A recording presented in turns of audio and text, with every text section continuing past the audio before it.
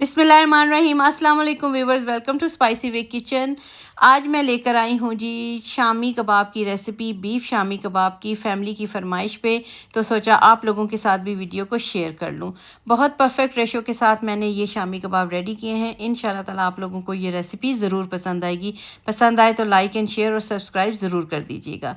तो इनके इसकी इंग्रेडिएंट्स को देख लेते हैं। 1 किलो मैंने गोश्त मंगवाया है, उसको धो के साफ़ सुथरा करके कुकर में डाल दिया है। और साथ ही मैंने 750 ग्राम दाल है, इसको मैंने धोया है, भिगोया नहीं है। अब इसको मैं कुकर में गोश्त के साथ ऐड कर दूंगी। जब ये दोनों चीज़ें मिक्स कर हो जाएंगी तो इसके अंदर मैं डालूंगी एक मीडियम साइज़ का आपने प्याज डालना है, 6 से 7 जवे लहसुन के हैं और 1 इंच टुकड़ा जो है वो अदरक का आपने डाल देना है। मसालों में है 2 टेबलस्पून सूखा धनिया, 2 टेबलस्पून ज़ीरा, ये साबुत ही आपने डाल देना है। साबुत लाल मिर्चें हैं 15 मैंने ली हैं, अपने टेस्ट के हिसाब से आप ज़्यादा भी कर सकते हैं, कम भी।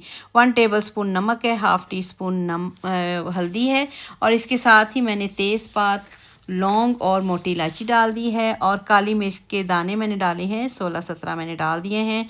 4 ग्लास पानी डाल के इसको मैंने 20 मिनट के लिए कुकर को बंद कर दिया था। जैसे ही मैंने 20 मिनट के बाद कुकर खोला है तो दाल भी बहुत अच्छे से गल गई और गोश्त भी गल गया है। दाल अभी आपको चेक करवा देते हैं। दाल देखें कितने अच्छे से गल गई है।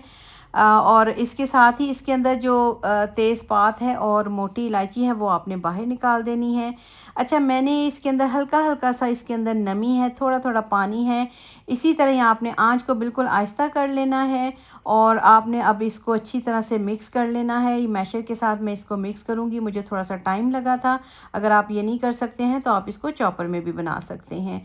तो ये देखें, दाल और गोश्त अच्छी तरह से मसालों के साथ मिक्स हो गए, हमारे कबाब बिल्कुल रेडी हो गए हैं।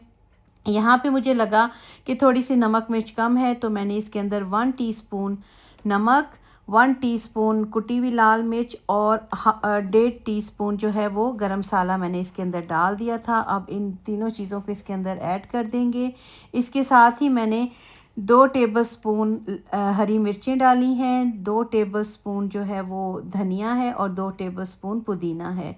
इनको मैंने फाइनली चॉप कर लिया था। वो सारी चीज़ें इसके अंदर ऐड कर देंगे। इनका टेस्ट और खुशबू बड़ी अच्छी लगती है। और इसके साथ ही मैं 2 अंडों की जर्दी इसके अंदर ऐड कर दूंगी। 2 अंडों की जर्दी आपने ऐड करनी है, सफ़ेदी ऐड नहीं करनी है।